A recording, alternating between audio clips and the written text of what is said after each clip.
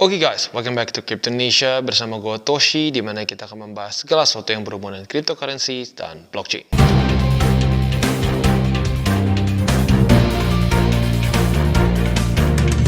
Oke, jadi pada hari ini guys, kita akan mulai satu sesi baru ya, atau bukan sesi, lebih tepatnya satu seri baru yang bernama Crypto Basics untuk pemula ya. Nah, kenapa gue mau coba buka satu sesi baru ini? Karena seperti yang kita bisa lihat ya, di Indonesia terutama ya, semakin besar potensi dunia kripto, bukan lebih dunia kripto, lebih tepatnya crypto market di Indonesia. Kita bisa di sini ya, search itu mencapai 50% di 2022, di 2021 juga kurang lebih nyaris 50%.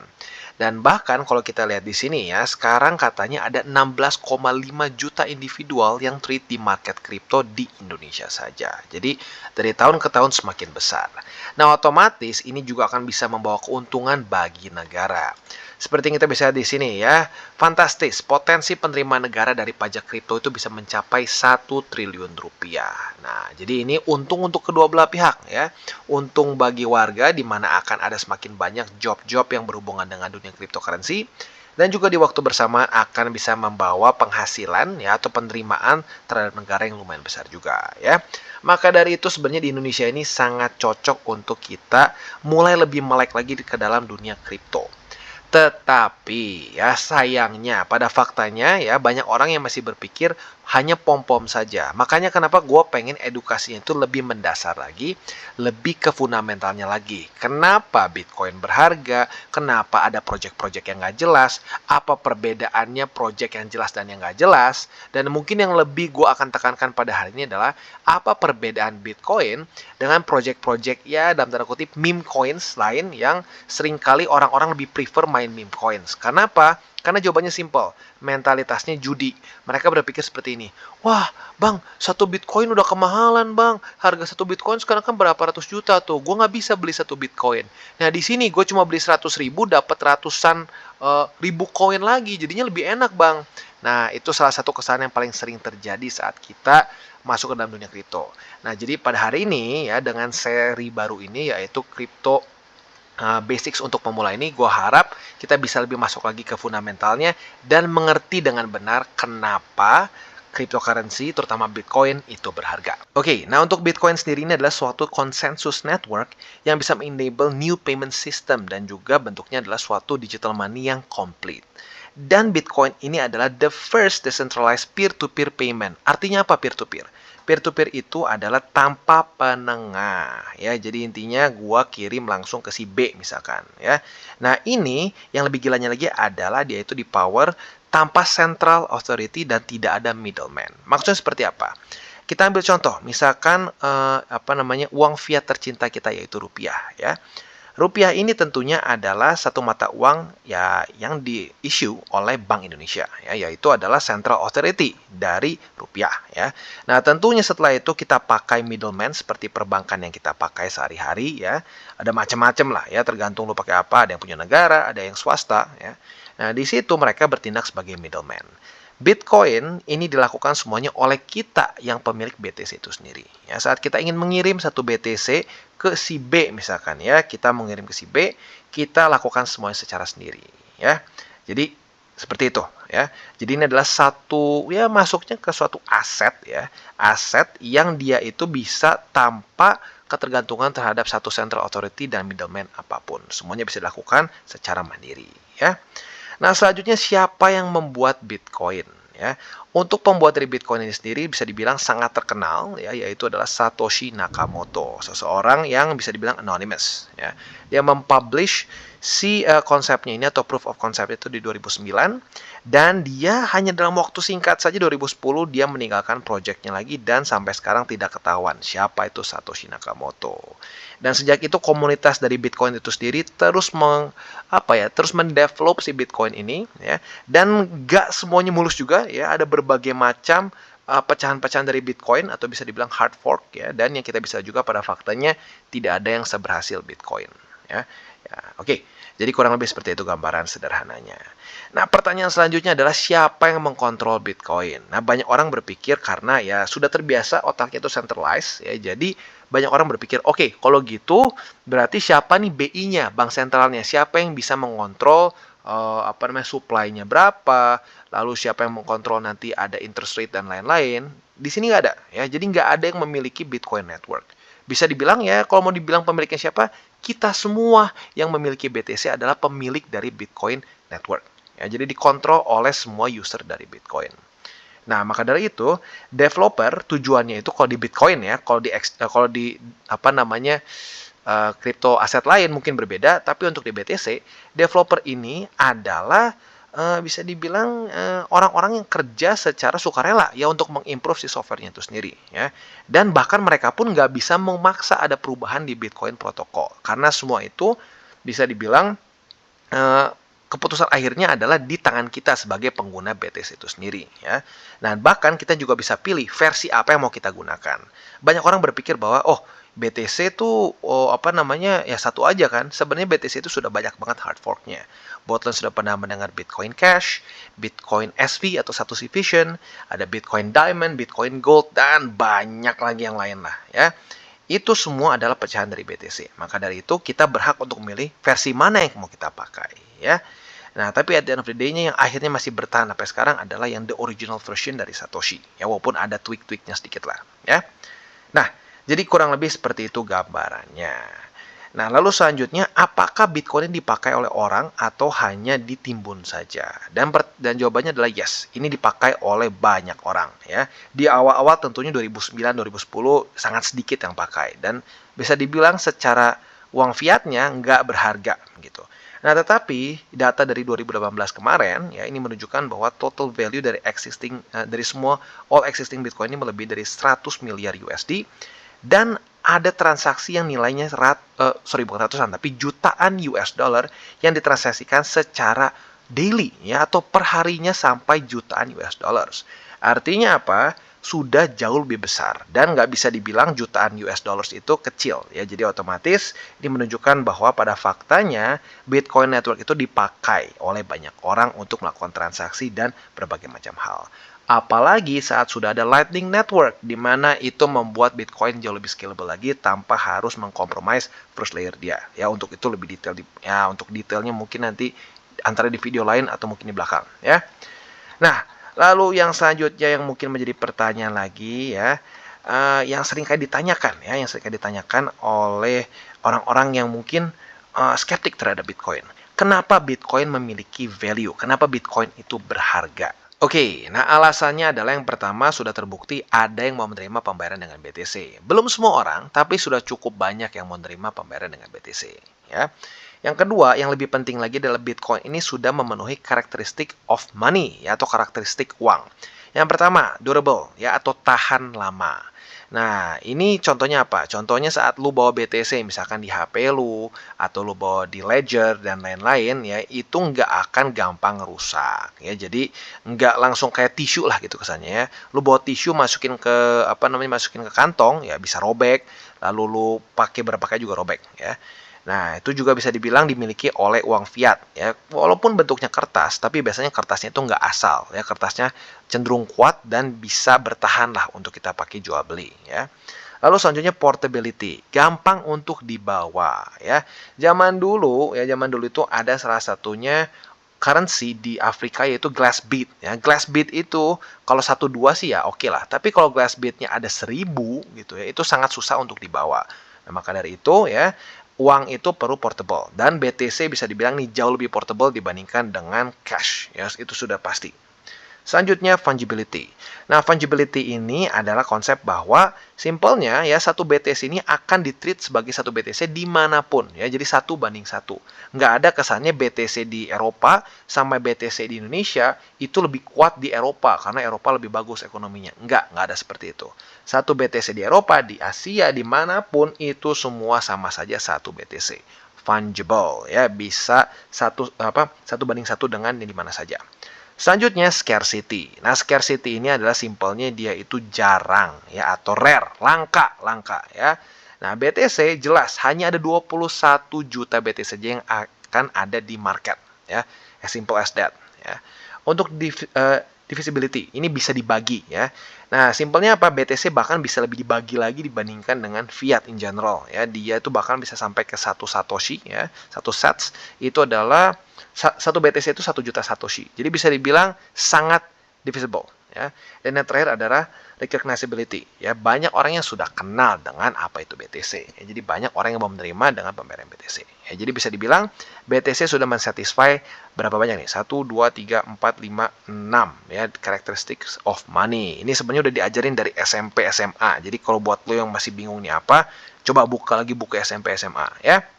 Nah, setelah itu juga kalau kita di sini ya, perbedaan dengan misalkan physical property seperti gold dan silver ya, dan apa kepercayaan terhadap central authorities, karena fiat itu bisa dibilang kita karena percaya aja sama yang mengeluarkan ya. Kebayang kalau tiba-tiba semua orang Indonesia tidak, atau jangan Indonesia lah, ambil contoh di US, semua orang tidak percaya dengan US dollars, nah literally went worthless. Dan ini pernah terjadi, bukannya gua ngarang ya, sudah terjadi di zaman Roma, terjadi juga dulu di Jerman waktu zaman Perang Dunia ke-1, hiperinflasi di mana orang membakar uang dia ya, uang fiat dia itu bukan Deutsche Mark, tapi Reichsmark ya. Dia bakar karena orang kedinginan, jadi harganya tuh sangat benar-benar jadi udah kayak nggak berharga, sampai lebih berharga untuk jadi bahan bakar kasarnya ya, separah itu ya. Nah, jadi simpelnya Bitcoin ini di-back oleh matematika ya, di mana semua atributnya ini semua ini sudah required by the form of money, dan juga itu dia kenapa dia menghold value ya. Nah, tetapi ya tentunya akan terjadi volatilitas juga. Nah, selanjutnya adalah apa yang membuat harga Bitcoin, atau apa yang mendetermine harga Bitcoin. Nah, jadi harga dari Bitcoin ini pure supply and demand. Jadi saat demand tinggi untuk Bitcoin, harga meningkat. Saat demand turun, harga juga turun. As simple as that. Jadi kalau ada orang bilang, wah BTC ini berarti gimana harganya kok naik turun? Ya karena ini pure supply and demand. Sama seperti emas di zaman dulu. Nah, mungkin ada yang bertanya, Bang, tapi emas kan kayaknya santai aja tuh ya, sevolatil-volatilnya dia tuh nggak separah BTC. Kenapa bisa seperti itu? Jawabannya ini dia ya. Karena gold itu adalah aset class terbesar di dunia ya, dengan market cap sebesar 12,7 triliun US dollars. Maka dari itu ya, walaupun bisa dibilang ada transaksi yang harusnya bisa bikin dia volatile, karena market cap-nya besar, jadi ya bisa dibilang cenderung terlihat statis peningkatannya ya. Maybe nanti setelah kita udah lumayan tua nih ya, generasi kita udah lumayan tua, BTC mungkin sudah ngalahin emas, ya siap-siap aja ada kemungkinan Bitcoin bisa seboring emas, bisa bisa sesantai emas ya. Oke, jadi kurang lebih seperti itu. Nah, selanjutnya kita akan masuk juga ke bagian di sini. Apakah Bitcoin bisa worthless atau tidak berharga? Dan jawabannya simpelnya adalah yes, bisa ya. Secara sejarah banyak sekali currency yang gagal ya, dan sudah tidak digunakan lagi ya. Kita ambil contoh misalkan di Afrika zaman dulu, glass beads ya. Kenapa dia tidak dipakai lagi? Karena ternyata dia jadi tidak scarce atau tidak langka. Maka dari itu ya gagal ya. Lalu yang mungkin lebih terkenal di zaman-zaman sekarang adalah Reichsmark di Jerman, seperti yang gue bilang tadi di Weimar Republic. Ini tuh zaman sebelum Hitler ya. Sebelum Hitler naik, dia ada zaman Weimar Republic. Lalu juga yang lebih recently adalah Zimbabwean dollar. Nah, tetapi contoh untuk si dua fiat ini, Zimbabwean dollar dan German Reichsmark, itu semua terjadi karena hiperinflasi, which is nggak mungkin di Bitcoin. Kenapa? Karena di Bitcoin itu nggak mungkin terjadi penambahan supply secara ekstrim, gitu ya. Jadi maka dari itu bisa dibilang kalau sampai gagal pun bukan karena ini ya. Kemungkinan besar kalau sampai gagal Bitcoin sebagai currency ya, atau sebagai aset lah mungkin lebih tepatnya di Indo, itu kalau tidak ada yang mau pakai, begitu, tidak ada yang mau beli, tidak ada yang mau menerima pembayaran pakai BTC. Pada faktanya sekarang malah semakin banyak yang mau menerima pembayaran dengan BTC, gitu ya. Tapi ada kemungkinan, ada ya. Oke, nah selanjutnya kita akan masuk ke bagian ini nih ya. Apakah Bitcoin ini pasti hanya 21 juta saja? Dan jawabannya adalah yes. Memang karena dia ini secara dasarnya sudah diciptakan hanya akan ada 21 juta Bitcoin saja. Nah, tetapi ini tidak melimit transaksi dia ya. Karena kenapa?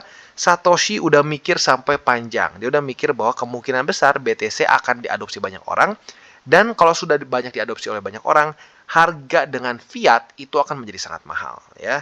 Dengan fiat tuh bisa dengan rupiah, dengan dolar, dan lain-lain. Kayak contoh sekarang aja, sudah 20, ya 25.000, 26.000 USD. Ya. Kemarin waktu all time high 69.000. Kalau kita ngomongin dari awal gua beli BTC, itu di harga 6 sampai 8 juta. Gua lupa tepatnya berapa, tapi sekitar situ. Ya. Sekarang harganya sudah di 400 jutaan something. Ya, berarti artinya apa? Nanti makin ke depan, makin mahal satu Bitcoin. Tapi jangan khawatir, satuan terkecil dari Bitcoin adalah bits. Ya. Nah, 1 juta bits itu 1 juta bits itu equal 1 Bitcoin. Jadi sampai ekstrim gini pun kita masih bisa denominasinya dengan bits. Ya, jadi mungkin 20, 30, 40 tahun ke depan orang-orang udah nggak ngomongin berapa Bitcoin tuh harganya. No, orang akan ngomong berapa bits karena 1 Bitcoinnya udah kemahalan. Ya. Oke, nah selanjutnya kita akan masuk ke bagian yang mungkin menjadi sering pertanyaan bagi orang-orang yang sudah masuk ke dunia kripto, tapi masih berpikir kayak, buat apa sih bang punya BTC? BTC naiknya kayaknya santai-santai aja tuh ya.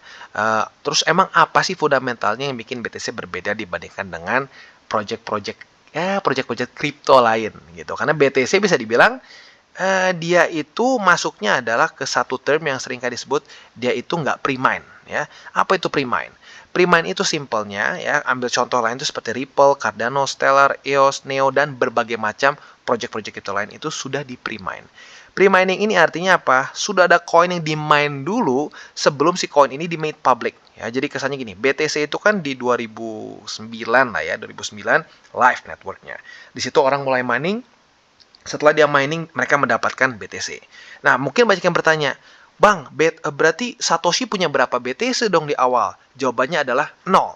Karena saat Satoshi membuat Bitcoin Network, dia tidak memiliki satupun, tidak ada pre-mine. Jadi dia benar-benar hanya membuat saja protokolnya, dan saat dia ingin mendapatkan BTC, dia mining. Nah, ini yang membuat menjadi satu perdebatan yang luar biasa di dalam dunia kripto. Saat terjadi pre-mine seperti ini di berbagai macam proyek-proyek lain, artinya apa? Saat harga naik, ya para pemilik dev atau bisa dibilang para tim dev dari berbagai macam proyek ini sudah memiliki asetnya duluan. Artinya apa? Mereka in theory bisa ngedump harga duluan, dan itu yang sangat sering terjadi di dalam proyek-proyek yang masuknya ke meme coins ya. Mereka ngebikin hype nih. Wah, ini akan menjadi the next Bitcoin, the next bla bla bla. Intinya lu akan kaya, ya. Nah, setelah itu apa yang terjadi? Harga sudah naik ya, harga sudah naik. Yang buang siapa? Yang buang adalah tim devnya sendiri. Nah, itu yang seringkali membuat kenapa gitu ya, gua pribadi sangat menyarankan lu punya BTC Ethereum dulu. Itu menjadi dua yang paling penting. Walaupun Ethereum juga sebenarnya ada pre-mine ya, tapi Ethereum udah lebih mature lah ya. Nah, karena banyaknya faktanya orang-orang itu yang membuat project-project terutama meme coins itu hanya untuk pump and dump ya, dan mereka kaya, lu miskin gitu ya. Maka dari itu ini alasan utama kenapa kita harus punya BTC, karena BTC itu adalah cryptocurrency yang tidak pre-mine. Jadi nggak ada tuh kesannya para tim dev dari BTC punya BTC duluan dan mereka bisa ngedump lo. No ya. Semuanya didapatkan secara fair ya, atau fair release lah disebutnya ya. Jadi kurang lebih seperti itu. Tetapi jangan sampai salah berpikir bahwa oh berarti Ripple, Cardano, Stellar jelek semua. Nggak juga ya. Ini yang harus kita masuk ke yang lebih intermediate atau advance. Kita belajar per project apa gunanya dan mereka seperti apa pembagian dari si pre-mine itu sendiri. Karena gini loh, banyak pre-mine yang sebenarnya kecil. Mereka kecil tuh untuk apa? Untuk punya dana untuk menjalankan projectnya. Ya, which is itu oke. Tapi pada faktanya banyaknya justru disalahgunakan malah untuk didump gitu ya. Oke, jadi kurang lebih seperti itu gambarannya untuk kenapa BTC itu berharga ya, dan apa perbedaan paling signifikan dibandingkan dengan berbagai macam project-project lain ya. Dan satu lagi yang paling penting lagi adalah BTC ini sudah bisa dibilang battle proven ya. Seperti yang gue bilang tadi, BTC itu nggak hanya ada itu saja ya. Kalau pernah dengar ada BTC SV, ada BTC Diamond dan lain-lain lagi, itu semua adalah hard fork dari BTC ya. Nah, itu bisa dibilang gagal total nggak? Nggak juga, ada yang tetap pakai. Tetapi pada faktanya yang paling dominan ya, di dalam tanda kutip Bitcoin yang paling dominan adalah Bitcoin yang original gitu ya. Oke, jadi kurang lebih seperti itu gambarannya. Nah, ya tentunya bagi lo yang sudah ngedengar ya edukasi ini, mungkin banyak yang mulai berpikir, oh iya ya, bener juga ya, kita kayaknya harus nih punya BTC. Nah, buat lo yang tertarik untuk akumulasi BTC ya, tentunya sangat penting sekali untuk kita akumulasi aset kripto kita itu di tempat yang legal. Ya, kenapa? Yang pertama adalah biar aman ya. Kenapa? Karena banyak sekali exchanger bodong ya. Mau dari yang centralized, mau dari yang di DEX, yang ujung-ujungnya kabur bawa duit kita. Ya, itu terlalu sering terjadi. Dan tentunya menyebalkan sekali kalau itu terjadi ke kita. Ya, maka dari itu penting sekali untuk menggunakan exchanger yang memang sudah diawasi oleh regulator yang memang ada di Indonesia. Ya, seperti yang kita bisa lihat di sini contohnya adalah Ajaib Crypto. Yang menurut gua paling penting dari Ajaib Crypto ini adalah dia itu sudah legal di Indonesia. Di mana kita bisa lihat di sini PT Kagum Teknologi Indonesia ini sudah terdaftar dan diawasi oleh Bapepti, dan juga di sini ada tulisan Kementerian Perdagangan. Artinya apa? Sudah legal. Nggak deg-degan ya.